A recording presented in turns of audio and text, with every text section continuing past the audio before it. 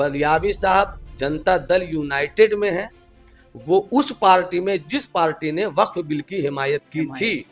अब ये बलियावी साहब का मामला है, वो जवाब दें। जदयू के लीडर की हैसियत से मिशन में बहुत कुछ है, बहुत कुछ मैंने किया है, बहुत कुछ करने की सोच है, मगर ये सिर्फ फैजुल बारी का मसला नहीं है। जैसे छोटे छोटे लोग तो ये सब अपनी ख्वाहिशात का इजहार कर रहे हैं, लेकिन इसमें जो बड़े किरदार हैं, जो बड़े नाम हैं, बड़े चेहरे हैं, पीर साहिबान हजरात हैं, जिनको बड़े मनसब मिले हैं, जिनकी आवाज़ पर लाखों लोग कुर्बान होने के लिए तैयार हैं, वो लोग क्यों नहीं इसमें आ रहे? जिनको आप लाने की बात कर रहे हैं, जो बड़े बड़े लोग हैं जिनको लाने की बात कर रहे हैं, लाने का मतलब है कि एक होना, तो लाने वाले तो वही है जिनको आप लाना चाह रहे हैं। ऐसा नहीं कि नहीं लिखता हूँ, नाम ही इतना बड़ा हो गया है फाइक लगने के बाद कि कहाँ कहाँ तक पहुँचा जाए। रज़वी में नहीं लिखता हूँ, जबकि मैं सर से पांव तक रज़वी हूँ। अगर जन्नत में तैबा का ख्याल आया तो क्या होगा।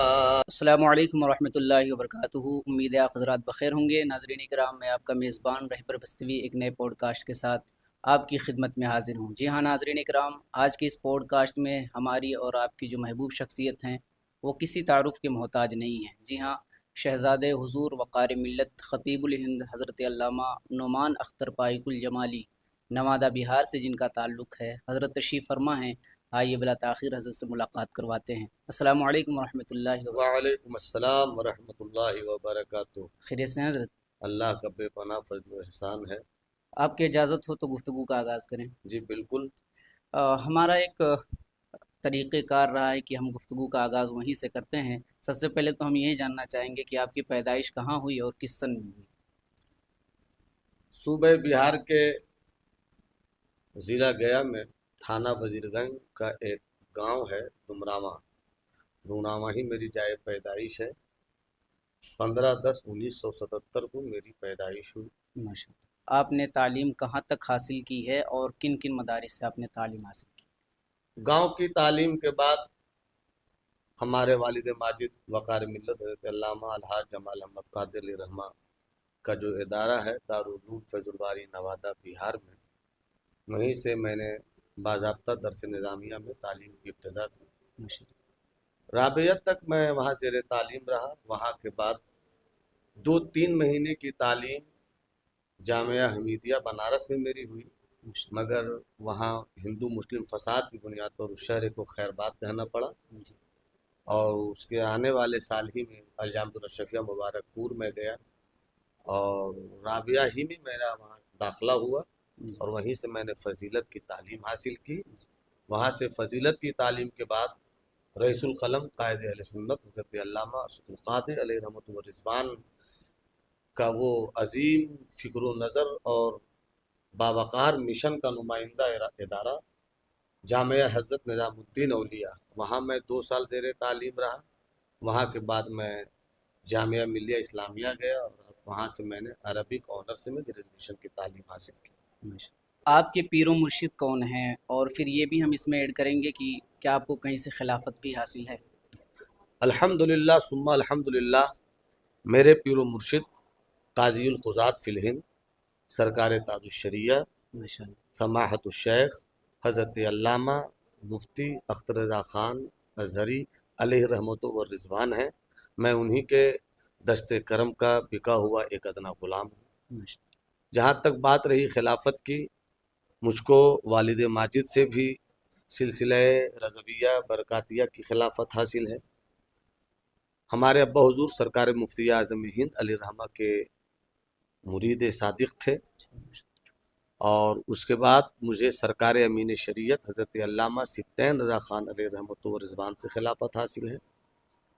हुज़ूर अज़ीज़ मिल्लत सरबराह आला अलजामतुल अशरफिया मुबारकपुर से खिलाफत हासिल है। कचौशा मुक़द्दसा ताजुल इस्लाम हज़रत अल्लामा सैयद निज़ाम अशरफ मद्दज़िल्लुहुल आली से खिलाफत हासिल है। नक्शबंदिया सिलसिले की भी खिलाफत हासिल है। अल्हम्दुलिल्लाह कई खिलाफतों का अमीन हूँ। दुआ फरमाइए कि अमानत अमानत रहे। ہم نے سنا ہے کہ آپ کے والد گرامی وقار ملت حضرت علامہ جمال احمد قادری علیہ الرحمہ رئیس القلم حضرت علامہ ارشد القادری علیہ الرحمہ کے بہت خاص شاگرد تھے، اور رئیس القلم علامہ ارشد القادری کے حکم پر ہی آپ نوادہ ضلع تشریف لائے اور وہاں پر دین و سنیت کا خوب اچھا کام انجام دیا، اور ابھی بھی وہ قلعہ موجود ہے جس کے لے کر آپ نے تذکرہ فرمایا۔ تو کچھ ہم پہلو جاننا چاہیں گے آپ کے والد گرامی کے بارے میں۔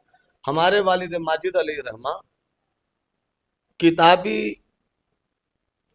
حوالوں سے رئیس القلم کے شاگرد نہیں ہیں، جی مگر شاگرد سے بڑھ کر ہیں۔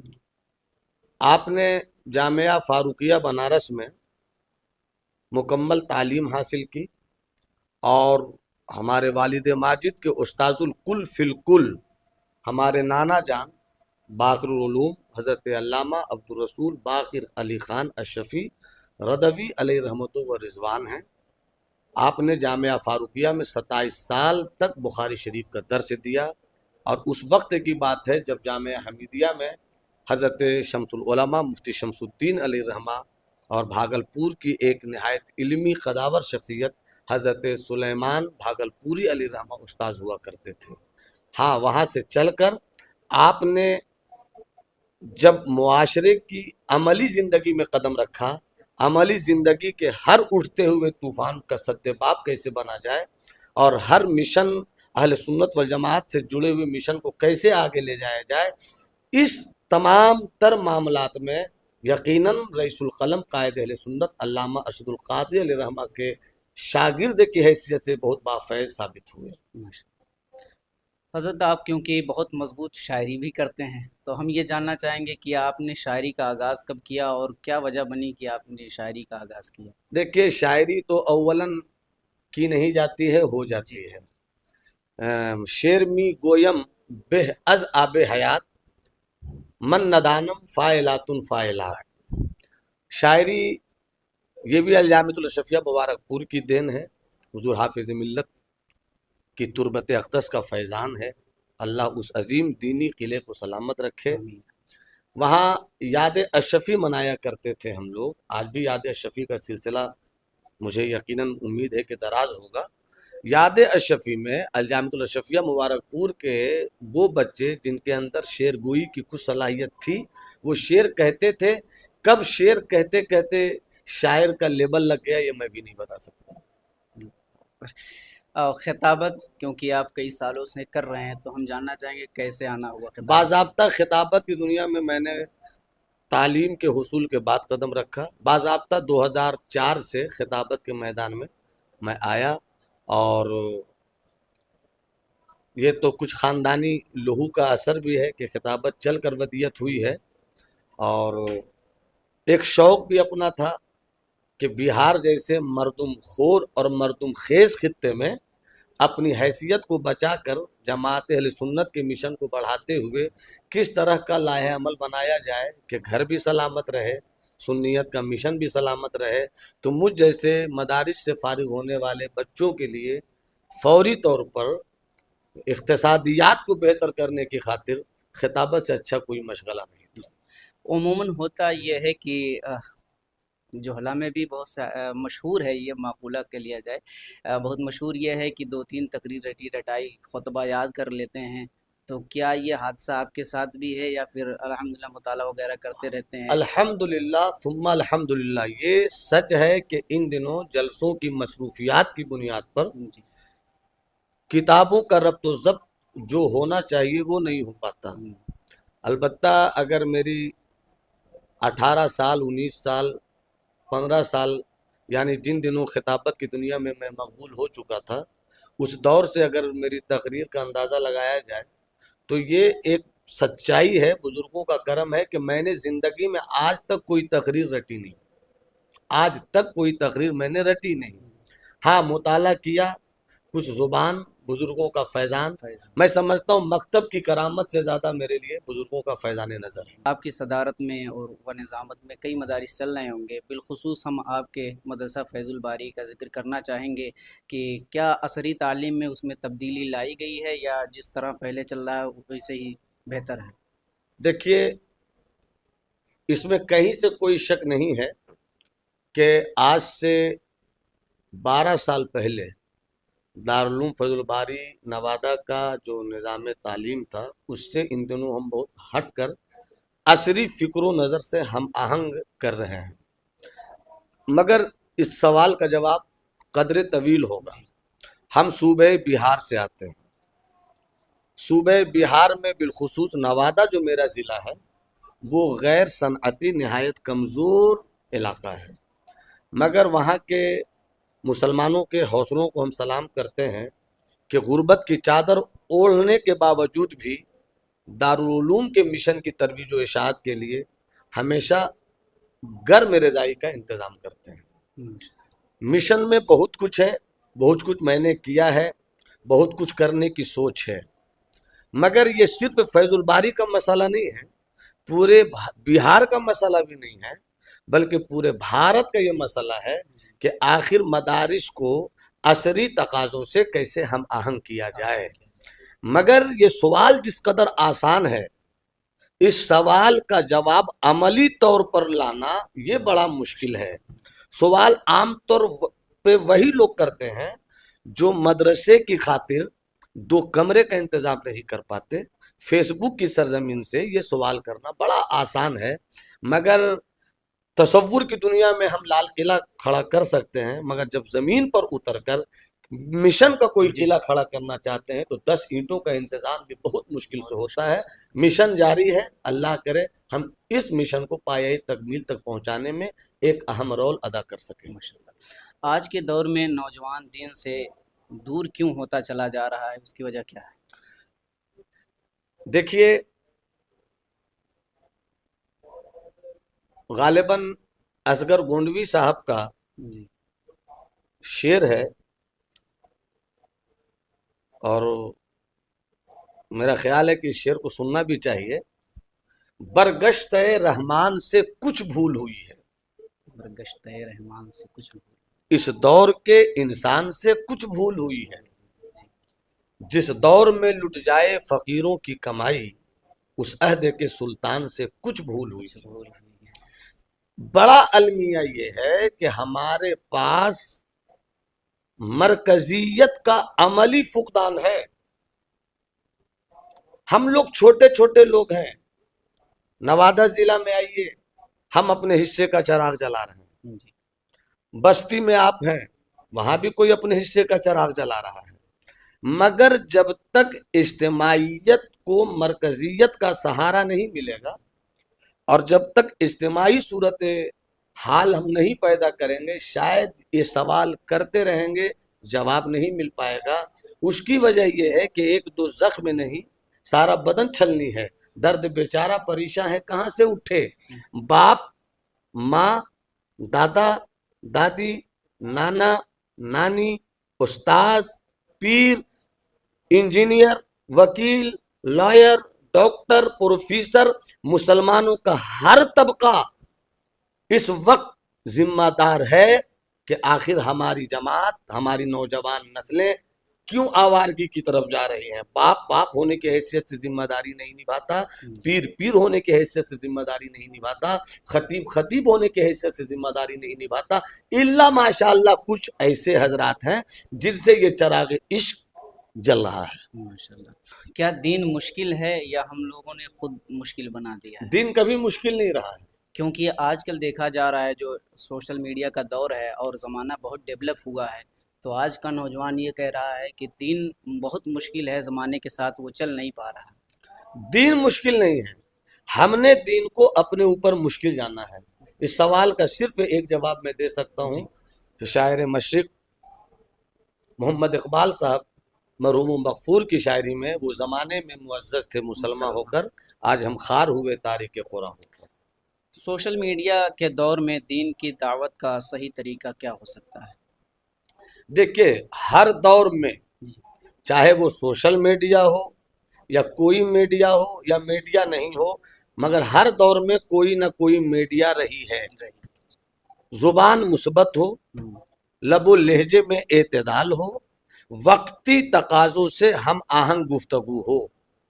جس دور میں آپ جی رہے ہیں، جس معاشرے میں آپ جی رہے ہیں، جس ملک میں آپ جی رہے ہیں، اس ملک میں، اس معاشرے میں، اس سوسائٹی میں رہ کر ہم دین کی خدمت کس طور پر کر سکتے ہیں، اور اس دور میں اپنی بات کو آگے لے جانے کا اور بلغوا ولو انی آیا کے لیے کیا کیا ذرائع ہو سکتے ہیں، اس کا استعمال اگر آپ نہیں کریں گے تو آپ بہت پیچھے رہ جائیں گے۔ جی، دور حاضر میں جس قدر فتنے اٹھ رہے ہیں، اس دور میں خاموش رہنا بہتر ہے یا حق بولنا؟ نہیں، فتنہ جہاں ہے جی تو یہ ہماری فطرت نہیں ہے کہ فتنے کا سد باب نہیں کرے، ہم خاموش رہیں۔ ہاں، ہر کوئی اپنی اپنی جگہ سے فتنوں کے سد باب کا جو طریقہ ڈھونڈ رہا ہے، نقصان وہاں سے ہو رہا ہے۔ وجہ اس کی پھر وہی ہے کہ ہماری مرکزیت خاموش ہے، خاموش۔ ہمارا کوئی منصوبہ، کوئی لائحہ عمل نکل کر نہیں آ رہا ہے۔ بڑے بزرگوں کی متفقہ آواز پورے بھارت میں پھیلے اور اسی آواز کی خطوط پر ہمارے خطبہ، ہمارے پیران، ہمارے علماء، ہمارے شورا کا سفر ہو، انشاءاللہ العزیز ہمارے معاشرے کا سفر ہو تو بہتر نتیجہ نکل سکتا ہے۔ جی، پہلگام میں بھی چند دنوں پہلے یا چند مہینہ بھی نہیں گزرا ہے، وہاں پر حملہ ہوا اور نام پوچھ کر مارا گیا۔ تو جس قدر میڈیا نے ایک اہم رول ادا کیا ہے اس میں، تو جس قدر اسلام کو بدنام کرنے کی، مسلمان کو بدنام کرنے کی سازش رچائی گئی ہے، تو کیا ہمارا دین دہشت گردی کا پیغام دیتا ہے یا یہی سکھاتا ہے مسلمان؟ مذہب نہیں سکھاتا آپس میں پیر رکھنا، اب ہم بدل گئے یا ہندوستان ہمارا۔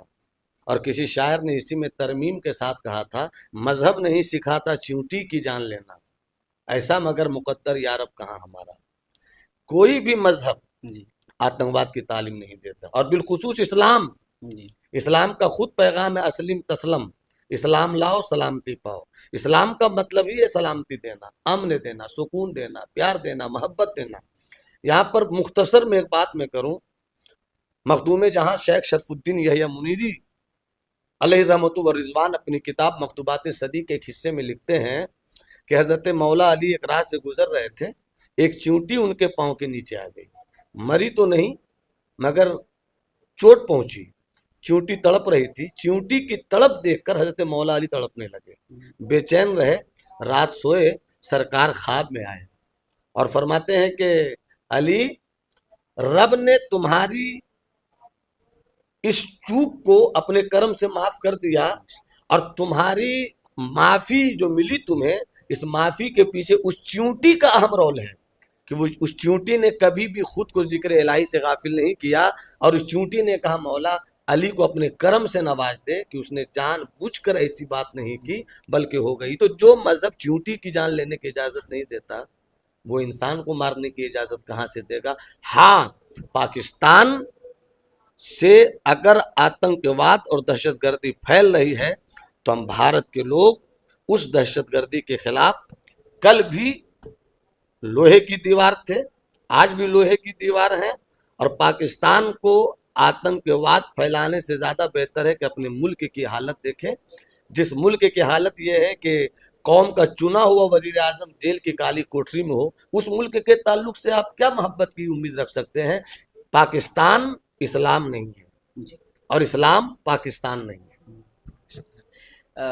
حضرت آگے چلتے ہیں، تھوڑا سا سلسلہ بڑھاتے ہیں۔ آپ نوادہ ضلع میں رہتے ہیں، تو وہاں پر قوم و ملت کی کیا خدمت کر رہے ہیں، کہ بالخصوص بچیاں جو ارتداد کی طرف جا رہی ہیں، ان کا کیا لاہ عمل آپ نے تیار کیا؟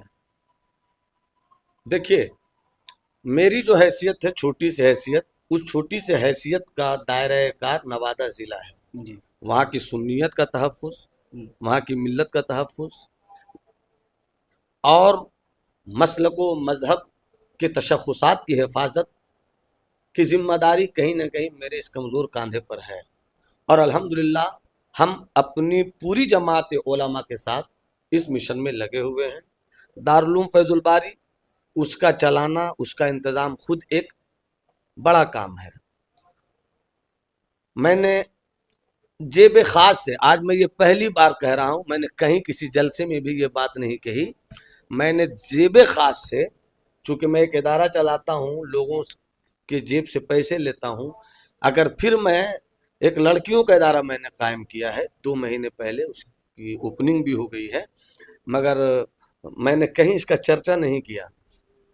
وہ جیب خاص سے میں نے زمین خریدی اور جیب خاص سے میں نے ادارہ کھڑا کیا، جو ٹائل سے ماربل کی تمام سہولیات سے مزین ہے، اور میرا مقصد یہ ہے کہ لڑکیوں کا وہ ایک ایسا ادارہ بنے 3-4 سال کے اندر انشاءاللہ میرا ٹارگٹ ہے کہ ہماری بچیاں جب وہاں سے نکلیں تو صرف عالمہ بن کر نہیں نکلیں، بلکہ وہاں سے نکلیں تو ان کے لیے اور بھی راستے ہموار ہوں۔ اگر کوئی ڈاکٹر بننا چاہتا ہے، کوئی انجینئر بننا چاہتی ہے، کوئی بچیاں کوئی ڈاکٹر بننا چاہتی ہے، تو وہ ساری سہولیات کہاں سے دی جا سکے ہم اس کو دیں۔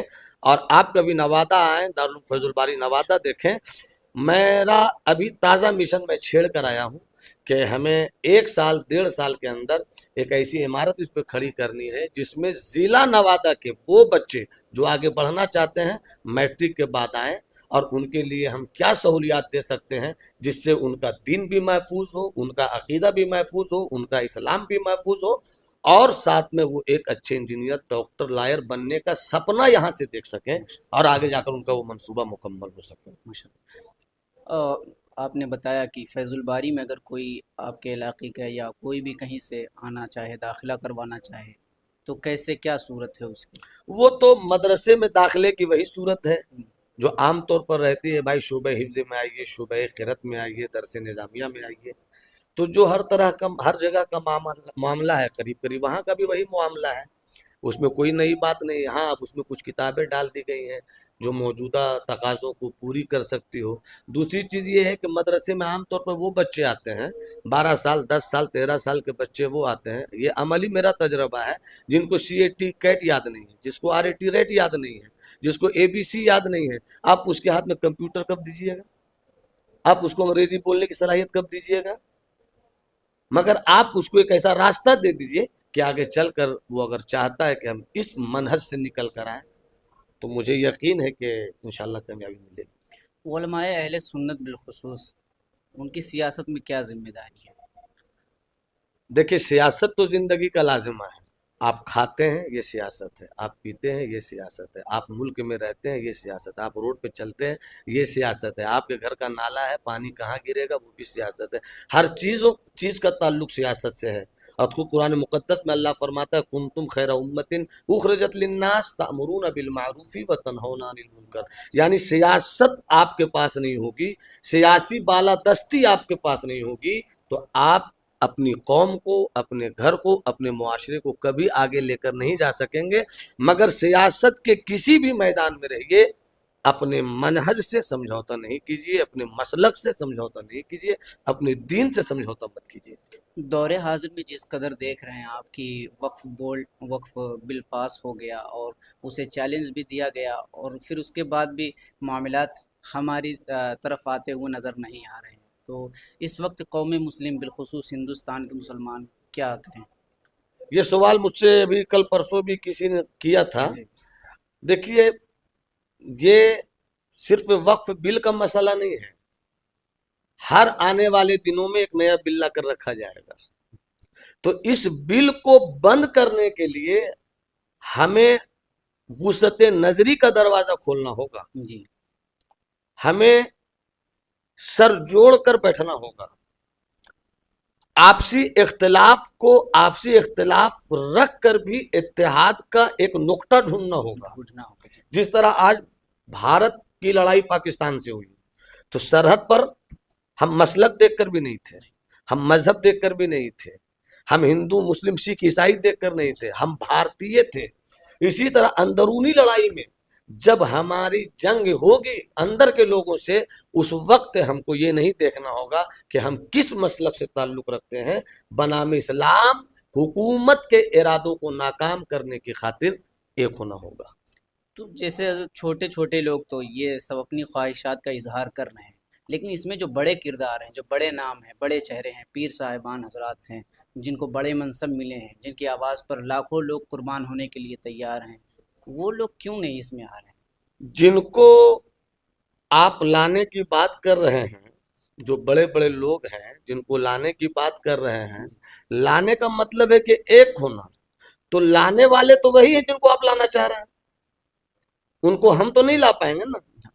جن کو آپ لانا چاہتے ہیں وہ اس مقام پر ہے جو لے کر آئیں، مگر وہ اگر لے کر آئیں گے تو ایمانداری کی دکان بند ہو جائے گی، دکانداری کا ایمان ان کا چالو ہو جائے گا۔ ابھی حالیہ دنوں میں سعودی عرب میں ٹرمپ کا دورہ ہوا تھا، اور ایک ویڈیو بھی ہمارے نگاہوں کے سامنے گزری کہ کعبہ شریف میں جتنے لوگ عمرہ کرنے یا حج کرنے کے ارادے سے گئے ہوئے ہیں وہاں پر ان کو روک دیا گیا، اور صرف اس کی زیارت کرنے کے لیے، ٹرمپ کو گھمانے کے لیے یا اس کو دکھانے کے لیے پورے حاجیوں کو یا عمرہ کرنے والوں کو روک دیا گیا۔ تو یہ جو ہے یہ بیماری جو اب سعودیہ عرب میں جا چکی ہے، یہ کیا پیغام دے رہا ہے؟ ہے مثل یہودی یہ سعودی بھی عذاب، اس قوم کے بارے میں قمر کیا لکھے، کعبے کی کمائی سے جو پیتے ہیں شراب۔ اہل سنت والجماعت کے علماء کی ہمیشہ یہی لڑائی تو رہی ہے، ہم نے تو ہمیشہ یہی جنگ کیا ہے۔ یہ سوال تو وہ، اس سوال کا جواب وہ لوگ دیں جو کعبے کی کمائی سے شراب پینے والوں سے اپنی دکانداری چلا رہے ہیں، اپنی مسجدیں بنا رہے ہیں، اپنے مدرسے بنا رہے ہیں۔ یہ جواب تو ان لوگوں کو دینا ہوگا جو آنکھ بند کر کے قصیدہ پڑھتے ہیں، جن کو آقا کے مزار کی عظمت توہین دکھتی ہے، مگر ٹرمپ کی تعظیم ان کو توہین نہیں دکھتی ہے۔ یہ تو جواب وہ لوگ دیں گے۔ ہم تو کل بھی یہی کہتے تھے، آج بھی میرا پیغام وہی ہے کہ میرا مسلک مسلک عشق ہے، اور جس مسلک عشق کی سچی ترجمانی مسلک اہل سنت والجماعت اور مسلک اعلیٰ حضرت کی طرف سے کی جا رہی ہے۔ انہیں جانا، انہیں ماننا، نہ رکھا غیر سے کام، للہ الحمد میں دنیا سے مسلمان گیا۔ ایک پہلو اور ہم جاننا چاہیں گے، کیونکہ آپ کے نام کے ساتھ جو ہے آپ نے بتایا کہ الجامعۃ الاشرفیہ سے آپ کی فراغت ہوئی ہے، تو مصباحی عموماً لوگ لکھتے ہیں، اور یہ ٹائٹل کافی مقبول بھی ہے کیونکہ حضور حافظ ملت سے نسبت بھی رکھتا ہے، تو آپ کیوں نہیں لکھتے ہیں مصباحی؟ مجھے فخر ہے کہ میں مصباحی ہوں۔ میں حضور حافظ ملت کے سینٹرل بلڈنگ کے گنبد سبز کے سائے میں بزرگوں سے کتاب پڑھ کر علم لینے والا ہوں۔ میرے اساتذہ کرام میں عظیم ترین شخصیت شارح بخاری حضرت علامہ مفتی شیخ الحق امجدی علیہ رحمۃ و رضوان کی ہے۔ آپ سے میں نے بخاری شریف کی آخری حدیث، اور کبھی کبھی کہیں کہیں پر کچھ بات سمجھ میں نہیں آئی تو حضرت سے کسب فیض کیا۔ محدث کبیر استاد الاساتذہ حضرت علامہ ضیاء المصطفیٰ صاحب مدد اللہ علیہ، محدث جلیل حضرت علامہ عبدالشکور صاحب مدد اللہ علیہ رحمۃ و رضوان، اور خیر الازکیاء مسلک اعلیٰ حضرت کا خاموش انقلابی نقیب حضرت علامہ احمد مصباحی صاحب، سراج الفوقہ حضرت علامہ مفتی نظام الدین صاحب۔ میں نے ان جیسے بزرگوں کی بارگاہ سے علم و فضل کے حصول میں ادباً جوتیاں سیدھی کی ہیں، اس لیے مصباحی ہونا تو فخر کا کام ہے۔ البتہ میں اس لیے نہیں لکھتا ہوں، ایسا نہیں کہ نہیں لکھتا ہوں، نام ہی اتنا بڑا ہو گیا ہے فائق لگنے کے بعد کہ کہاں کہاں تک پہنچا جائے۔ رضوی میں نہیں لکھتا ہوں، جبکہ میں سر سے پاؤں تک رضوی ہوں، سراپا رضوی ہوں۔ میں سرکار تعاوشریہ کی بارگاہ کا بندے بیدام ہوں۔ رضوی بھی میں نہیں لکھتا، نام کی لمبے ہو جانے کی وجہ سے۔ الجمالی والد ماجد طرف نسبت ہے۔ اگر کوئی لکھنا چاہے اور اشتہار میں اتنی جگہ ہو تو میرے نام کے ساتھ کوئی لقب نہ دے، مگر مصباحی لگا دے، رضوی لگا دے، تو یہ میرے لیے اعزاز کی بات ہے۔ اور آپ کا نام نعمان اختر فائق الجمالی، جی، تو اس میں قلبی نام کیا ہے اور پیدائشی نام کس طرح یہ نام؟ نعمان اختر جمالی یہ مکمل نام ہے۔ جی، فائق جب سے میں نے شاعری کی ابتدا کی تو تب سے فائق ہو گئے، تو فائق الجمالی میں چلے گا، ظاہر ہے فائق الجمالی الرضوی المصباحی تو بات بہت طویل ہو جاتی ہے۔ شاعری کی بات آئی تو جو نئے شعراء حضرات ہیں جو ابھی شاعری میں شغف رکھتے ہیں، ان کو کیا پیغام دینا چاہیں گے؟ دیکھیں، شاعری دل کی طمانینت اور روح کی جلا کے لیے کیجیے، آقا جان رحمت کی مدح کیجیے، روایت بھی برقرار ہو، درایت بھی نکل کر آئے، اور روایت اور درایت کے بیچ جو نعتیہ شاعری کا اصل محور ہے عشق رسول، وہ کبھی نہیں چھوٹنے پائے۔ اگر ان سب چیزوں کے ساتھ آپ ہیں، وزن میں کمی بھی آ جائے تھوڑی دیر کے لیے، فکر میں سکم بھی آ جائے، لفظوں کی بندش کمزور ہو جائے، تراکیب میں کمی ہو جائے، کوئی فرق نہیں پڑتا، چونکہ ہم نے اپنے آقا کی بارگاہ میں جو کہنا تھا کہہ دیا۔ جی، چلتے چلتے خواہش بھی ہے، اور ناظرین ہمارے وہ ایک دو شعر آپ خیال آیا تو کیا ہوگا اس کے؟ آپ کا حکم ہے میں پڑھ دیتا ہوں، اور عریضہ ہے اب آپ کی خواہش جی کا لحاظ بھی رکھنا چاہیے. 2-3 شعر میں پیش کرتا ہوں. اچھا وطن آ کر جدائی کا خیال آیا تو کیا ہوگا، وطن آ کر جدائی کا خیال آیا تو کیا ہوگا، تصور میں مدینے کا جمال آیا تو کیا ہوگا، تصور میں مدینے کا جمال آیا تو کیا ہوگا، عمر فاروق آدھا مال لے کر آ گئے تو ہیں، مگر صدیق کا تھوڑا ہی مال آیا تو کیا ہوگا. اور جس شعر کی بنیاد پر پورا بھارت مجھ سے محبت کا عریضہ پیش کرتا ہے وہ شعر پیش کر رہا ہوں، ملاحظہ فرمائیں. کیا ہوگا، اور سچا شعر بھی ہے، اچھا شعر بھی ہے. مدینے میں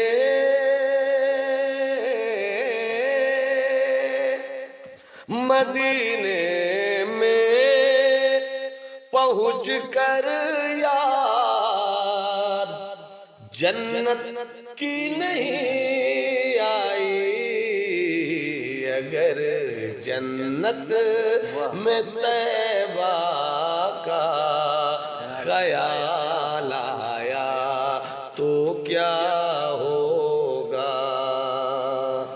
ماشاءاللہ. چلتے چلتے جلسوں کے جو ماحول ہو گئے ہیں اس وقت، ہم اس پر کچھ گفتگو کرنا چاہیں گے، کیونکہ آپ نے وہ دور بھی دیکھا ہے جس میں بزرگان دین جو ہے اسٹیج پر رہتے تھے اور خطاب کرتے تھے. تو وہ پہلے کا دور اب کے دور میں کیا تبدیلی آپ کو نظر آتی ہے جلسوں میں؟ ایک لفظ میں یوں سمجھیے، کہیں نہ کہیں ہم بھی اس دور کے جلسوں سے خود بندھے ہوئے ہیں. اللہ میری بھی اصلاح فرمائے کہیں سے کوئی غلطی کوئی چوک ہو. فرق کیا آیا ہے کہ پہلے کے جلسوں میں ایمانداری تھی، اب کے جلسوں میں دکانداری ہے. اب وہ روحانیت نہیں ہے، جی اب وہ اندر کا انسان جلسوں میں بیٹھ کر اندر کے لیے کچھ نہیں لے پاتا. اب جلسوں میں ہمارے یہاں تقریر نہیں ہوتی تقویٰ کیا ہے، خوف الہی کیا ہے، خشیت ربانی کیا ہے، توکل کسے کہتے ہیں، ذکر کیا ہے، فکر کیا ہے، حالات حاضرہ کی روشنی میں اسلام کی رہنمائی کس طرح سے ہوگی، بزرگوں کا مشن کیا ہے. حضور قائد اہل سنت علامہ شیخ القادری علیہ الرحمہ ایسی ہی ٹیم چاہتے تھے. جی میں نے اپنے ہوشمند آنکھوں سے جتنی بھی بڑی بڑی شخصیات کو دیکھا، سب میرے سر آنکھوں پر، مگر جماعت اہل سنت کے لیے جتنی بے چین آنکھیں علامہ شیخ القادری علیہ الرحمہ کی تھی، میں نے ایسی بے چین آنکھیں کسی کی نہیں دیکھی. بے شک. اسی چیز کی کمی ہے، جی ہم بٹ گئے. وہ ایک شعر ہے نا کرشن نور کا کہ زندگی سے بڑی سزا ہی نہیں، اور کیا مرض ہے پتہ ہی نہیں، اتنے حصوں میں بٹ چکا ہوں میں، اپنے حصے میں کچھ بچا ہی نہیں. مسلسل سفر کرتے رہتے ہیں، ایک جگہ سے دوسری جگہ پروگرام میں جانا، یہ کتنا مشکل ہوتا ہے، کیسے مینیج کرتے ہیں؟ مشکل ان دنوں جتنی آسانیاں سفر کی ہیں اسی قدر مشکلات بھی ہیں. کون سی ٹرین سے جانا ہے، کب پہنچنا ہے، کیسے پہنچنا ہے، کیا کرنا ہے، کس میں سفر کرنا. اور ان دنوں تو سفر اور بھی مشکل ہو گیا ہے، خاص طور پر ہم جیسے لوگوں کے لیے بہت محفوظ طریقے سے سفر کرنا ہوتا ہے. مگر السفر وسیلۃ الظفر بھی ہے، السفر کا سفر بھی ہے، اور السفر وسیلۃ الظفر بھی ہے. سفر کرنا بھی ہے، اپنے گھر کے لیے روزی روٹی کا انتظام بھی کرنا ہے، اور اسی بیچ میں خلوص سے اللہ اپنے محبوب کی بڑائی کروا لیتی ہے، خاص اس کا کرم. جلسوں میں جس قدر ماحول ہو گیا ہے، لوگ اٹھا کر سبحان اللہ یا الحمدللہ جس قدر بلوایا جاتا ہے، کوئی میسج جا نہیں پا رہا ہے، کچھ لے کر بھی نہیں جا یہ رہے آپ. قدم قدم بلائیں یہ سوادے کوئے جانا، جی یہ قدم قدم بلائیں یہ سوادے کوئے جانا، وہ یہیں سے لوٹ جائے جس سے زندگی ہو پیاری. بات جلسے پر آپ نے کی. سب سے بڑا نقصان یہ ہے کہ آج سے 25 سال پہلے بھارت میں اتنے پیسے نہیں تھے جتنے پیسے 25 سال کے بعد آئے ہیں. ملٹی نیشنل کمپنیز آئی ہیں، ہر طرف لوگوں نے پیسہ دیکھا ہے. پہلے نعت شریف پڑھنے والے کو 25 روپیہ اگر مل جاتا کسی طرح سے دست غیب کی صورت میں بہت بڑی بات تھی. اور آج تو لٹانے کا ایک ماحول سا ہو گیا ہے. پیسے بہت آ گئے ہیں، مگر فرق کیا ہو گیا کہ پہلے جو جلسے ہوتے تھے ان جلسوں کے کارکنان جو گاؤں کے صدر ہوتے تھے، شہر کے سیکریٹری ہوتے تھے، وہ ذمہ دار ہوتے تھے. کوئی بھی 50 سال سے کم عمر والا نہیں ہوتا تھا. پیسے کم تھے مگر باہوش لوگوں کی نگرانی میں جلسہ ہوتا تھا. تو جلسے میں مقصدیت ہوتی تھی، معنویت ہوتی تھی، گہرائی ہوتی تھی، کوئی سوچ لے کر لوگ اٹھتے تھے. مگر آج کے جلسوں میں جوانوں کی پکڑ ہو گئی ہے. 20 سال کا، 15 سال کا، 18 سال کا، 17 سال کا، 22 سال کا. کوئی کلکتے میں کماتا ہے، کوئی دلی میں کماتا ہے، کوئی ممبئی میں کماتا ہے، گاؤں آتا ہے، پیسے ہیں لٹاتا ہے، خوب لٹاتا بھی ہے اور جس طرح چاہتا ہے. جلسے ان دنوں حقیقت یہی ہے کہ میں مقرر ہوں، میں تقریر کی دنیا کا آدمی ہوں. ہمیں بھی کہیں نہ کہیں سامعین کی سماعت کو اپنی مٹھی میں رکھنے کے لیے کچھ نہ کچھ راستہ نکالنا پڑتا ہے. اگر جلسہ یہی ہے تو کچھ دنوں کے لیے جلسہ بند ہو جائے. پیری مریدی اگر یہی ہے تو کچھ دن کے لیے پیری مریدی بن جائے. مدرسوں میں بھی جس خلوص کے ساتھ خدمت ہونی چاہیے وہ خدمت نہیں ہے. تو ہر جگہ کچھ نہ کچھ کمیاں ہیں. صرف جلسوں کی بات نہیں ہے، صرف جلسہ، صرف خطیب، صرف شاعر، صرف نہیں. خانقاہوں میں بھی کمیاں بھری ہوئی ہیں، مدارس میں بھی خامیاں بھری ہوئی ہیں، جلسوں میں بھی خامیاں بھری ہوئی ہیں. پھر میں وہی کہوں گا، جب تک ایک متحدہ آواز جماعت سنت کے بڑے مرکزی چہروں کی آپسی بیٹھک کے ساتھ نہیں بن پائے گی، کوئی راستہ کہیں پر ہمیں نہیں دکھ پائے گا. حل تبھی نکلے گا جب بڑے لوگ آپس میں جب بڑے لوگ ہی آپس میں بیٹھیں گے. چونکہ بڑوں کے نہیں بیٹھنے پر چھوٹے نہیں بیٹھ رہے ہیں، اور چھوٹے بیٹھتے نہیں ہیں بلکہ وہ تو اور ہنگامہ کرتے. ایک شہر میں اختلاف، ایک گاؤں میں اختلاف، مختلف ایک ہی مسلک کے لوگ ہیں، ایک ہی عشق کے لوگ ہیں، ایک ہی جنون کے لوگ ہیں، ایک ہی پلیٹ فارم کے لوگ ہیں. مگر افسوس یہ ہے کہ شخصیت سے بن کر سنیت کو بھول رہے ہیں، شخصیت سے بن کر حقانیت کو بھول رہے ہیں. آخر میں عوام اہل سنت کو کیا پیغام دینا چاہیں گے؟ عوام اہل سنت کو بس یہی پیغام دینا ہے کہ آپ اپنے بچوں کو تعلیم دیجیے، روٹی کم کھائیے، بچوں کو پڑھائیے، اور گھر میں بچوں کو مسلمان بنائیے. جی یہ پہلی ذمہ داری ماں کی ہے کہ بچوں اور بچیوں کو مسلمان بنائے. باپ کی ذمہ داری ہے کہ بچوں کو مسلمان بنائے. جیسی بچہ پیدا ہوتا ہے تو ہمارے اذان اور اقامت ہے. کیوں ہے یہ اذان اور اقامت؟ اور بس نہیں ہے، جب بچہ زبان کھولے تو سب سے پہلے اللہ کا نام لے. آقا جان رحمت سے محبت کا ثبوت یہ ہوگا کہ اسے کلمہ یاد کرایا جائے. سوئے تو کیا پڑھ کر سونا ہے، جاگے تو کیا اٹھ کر جا کر اٹھنا ہے، تو کیا کرنا ہے، کھانا کھانا ہے تو کس طرح کھانا ہے. ساری دعائیں ہمارے بچوں کو یاد ہونی چاہیے. اگر یہ بچپن سے ہم ساری چیزوں کو اپنے بچوں کے سینوں میں ڈال دیں گے تو بچوں کے اندر ادب آ جائے گا. اور جو علم ادب کے ساتھ ہے اور جو ادب علم کے ساتھ ہے اسی میں کامیابی ہے. ہماری نئی نسلوں کے درمیان علم کا پہنچنا بھی ضروری ہے، اور علم کے ساتھ ساتھ ادب کا پہنچنا بھی ضروری ہے. جب یہ دو چیزیں آئیں گی ہم کامیاب ہوں گے. اور یہ صرف جلسوں سے نہیں ہوگا بلکہ پہلا جلسہ جو گھر میں ہے، ماں کی صورت اور باپ صورت میں جو دو خطیب ملے ہیں اس کو، ان خطیبوں کی خطابت اچھی ہونی چاہیے گھر کی اصلاح کے لیے.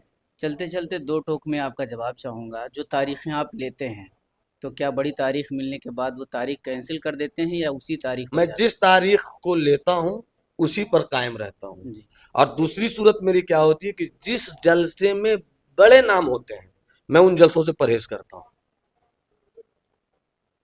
آپ مجھ کو دیکھیے گا جس جلسے میں بڑے چہرے ہوتے ہیں میں وہاں بہت حد تک نہیں رہتا ہوں. اس کی وجہ یہ نہیں کہ دعوت نہیں آتی، دعوت آتی ہے، مگر ان جلسوں میں نہ تقریر ہو پاتی ہے نہ عزت ہو پاتی ہے.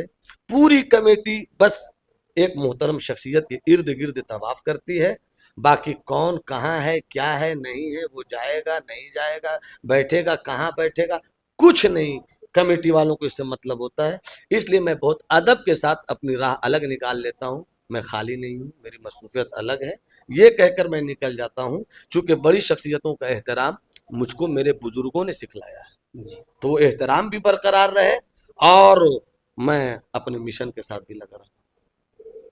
چلتے چلتے حضرت تعلیمی بیداری کانفرنس جو اس وقت بہار، جھارکھنڈ اور کئی صوبوں میں علامہ غلام رسول بلیاوی صاحب کی قیادت و صدارت میں چل رہے ہیں، اس کا کیا نتیجہ ابھی تک نکلا ہے؟ دیکھیے تعلیمی بیداری کا تحریک تحریک بیداری تحریک بیداری ادارے شریعہ کانفرنس بدلاؤ تو آیا ہے، انقلاب بھی آیا ہے. جن کو نہیں دکھتا ہے نہیں دکھتا ہے. ہم یہ نہیں کہتے کہ 100 میں 100 بدلاؤ آیا، 100 کا 50 بدلاؤ آیا. اگر 10% بدلاؤ بھی آیا ہے تو اس بدلاؤ کو تسلیم کرنا ہوگا. کہیں سے بھی کچھ چینجنگ آئی ہے اسے تسلیم کرنا ہوگا.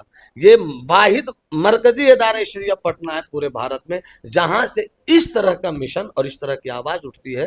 تو اس طرح کی آواز کو ہمیں حوصلہ دینے کی ضرورت ہے. ہاں ہم جہاں جہاں بھی گئے وہاں کمیٹی بنائی گئی، کمیٹی کو بھی ایکٹیو ہونا ہوگا. اور مرکزی ادارے شریعہ میں ابھی تو ہم اسی طرح سے چل رہے ہیں، بڑھ رہے ہیں. ہماری ایک ٹیم بننے والی ہے ادارے شریعہ کے بینر سے جو ہر ضلع کی رپورٹ لے، ہر ضلع کی خبر لے کہ ہم وہاں سے آئے تو کیا ہوا کیا نہیں ہوا. ظاہر سی بات ہے کہ ایک دن میں تو محل بنتا نہیں ہے. ہم تنکا چن کر آشیاں بنا رہے ہیں. دعا کیجئے کہ مرکزی ادارے شریعہ اپنے اس مشن میں کامیاب ہو جائے. ایک چھپتا ہوا سوال، غازی ملت حضرت علامہ غلام رسول بلیاوی صاحب کا بھی حال ہی میں ایکسیڈنٹ ہوا، اللہ تعالیٰ نے ان کی جی شفا اللہ فرمایا. حفاظت ابھی فرمائے. بہت زندگی ان کی ہے کیونکہ بہت ساری امیدیں ان سے جڑی ہوئی ہیں ہم لوگوں کی. تو ہم یہ جاننا چاہتے ہیں کہ غازی ملت حضرت علامہ غلام رسول بلیاوی صاحب کا کیا موقف ہے یہ وقف بل کے معاملے میں؟ دیکھیے وقف بل کے تعلق سے ادارے شریعہ کا موقف آ چکا ہے. جی. پورے بھارت میں کہیں میٹنگ نہیں ہوئی، مگر وقف بل کو لے کر سب سے پہلے ادارے شریعہ میں بہار، جھارکھنڈ، بنگال اور دیگر صوبوں کے حضرات بھی جمع ہوئے تھے. اور بہار کی اکثر خانقاہوں کی شمولیت بھی اس میں ہوئی تھی.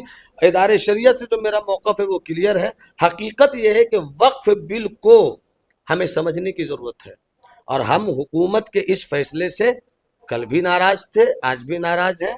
مسلمانوں کے حقوق پر حملہ ہے. یہ بیٹھک ہوئی ہے، باتیں نکل کر آئی ہیں، مگر اسی بہانے ہمیں کاغذی طور پر اپنے آپ کو مضبوط بھی کر لینا ہوگا. اور دوسری سب سے بڑی چیز یہ غور کرنے کی چیز یہ ہے کہ ادارے شریعہ نے جو وقف بل کے تعلق سے موقع پیش کیا وہ کلیئر ہے. رہی بات کہ بلیاوی صاحب جنتا دل یونائٹڈ میں ہیں، وہ اس پارٹی میں جس پارٹی نے وقف بل کی حمایت کی تھی. اب یہ بلیاوی صاحب کا معاملہ ہے، وہ جواب دیں. جدیو کے لیڈر کی حیثیت سے یہ سوال آپ ان سے کریں، زیادہ بہتر ہوگا. البتہ ہم کسی چیز کا جواب فی الفور جو مانگنا شروع کر دیتے ہیں فیس بک کی دنیا سے، جذبات کی بنیاد پر ہمیشہ نقصان میں ہم رہے ہیں. جذبات میں نہیں آ کر بہت سارے مسئلے ایسے جس پر سنجیدگی سے غور کرنے کی ضرورت ہے، مگر غور کرنے کی ضرورت ہے. حال ہی میں مدارس و مساجد میں جس قدر سیل لگائے جا رہے ہیں یا توڑے جا رہے ہیں، بس گرایا جا رہا ہے، تو اس کا طریقہ کار کیا ہوگا کہ ہم لوگ ان ساری چیزوں کا جواب بس ایک ہی ہے، اتحاد، اتفاق، مرکزی رول اور مرکزی بنائے گئے لائے عمل کی روشنی میں پورے بھارت کی امت مسلمہ کو ایک ہونا. اگر یہ نہیں ہوگا تو ہم انکا وادن انا فی وادن، آپ الگ میدان میں ہیں ہم الگ میدان میں ہیں. بحث ہوتی رہے گی، لڑائی جاری رہے گی، گفتگو ہوتی رہے گی. اور اللہ نہ کرے اگر یہی بے خبری رہی اور یہی بے حسی رہی تو آنے والے دنوں میں نہ مدرسے محفوظ ہوں گے، نہ خانقاہیں محفوظ ہوں گی، نہ گھر محفوظ ہوگا. گھر ہوگا شاید دین نہیں ہوگا.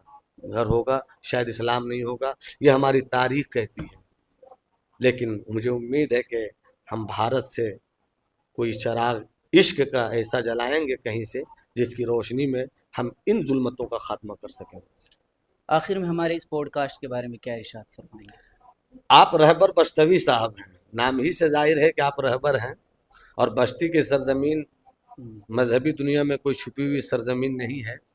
بڑی بڑی شخصیات یہاں سے پیدا ہوئی ہیں جنہوں نے دین و سنیت کی خوب خدمت کی ہے.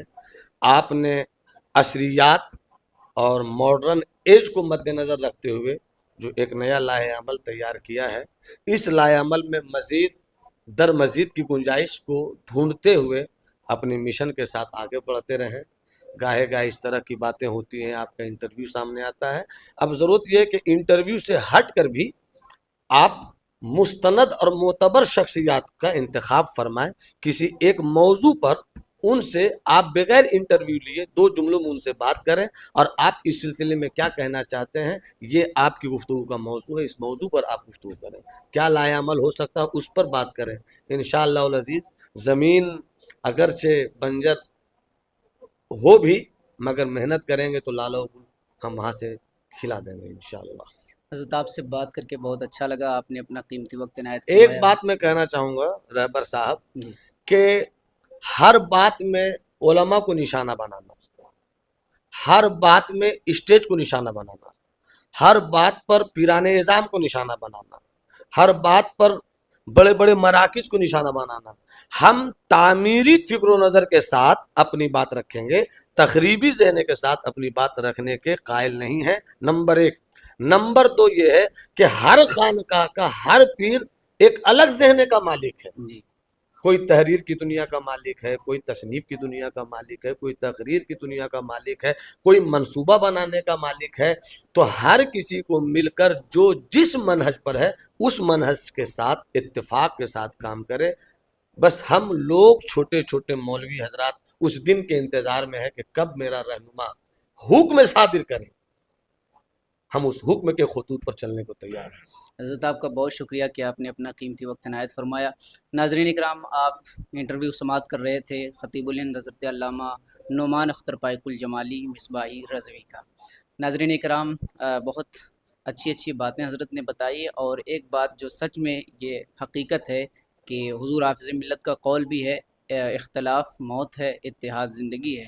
اگر اس بینر تلے آج ہم اکٹھا ہو جائے تو پھر انشاءاللہ العزیز مسلمان جو ہے ہمیشہ کامیاب ہوگا اور کامران رہے گا. ناظرین اکرام، پھر ملتے ہیں کسی اگلے پوڈ کاسٹ کے ساتھ، تب تک کے لیے ہمیں اجازت دیجیے. السلام علیکم ورحمۃ اللہ وبرکاتہ. السلام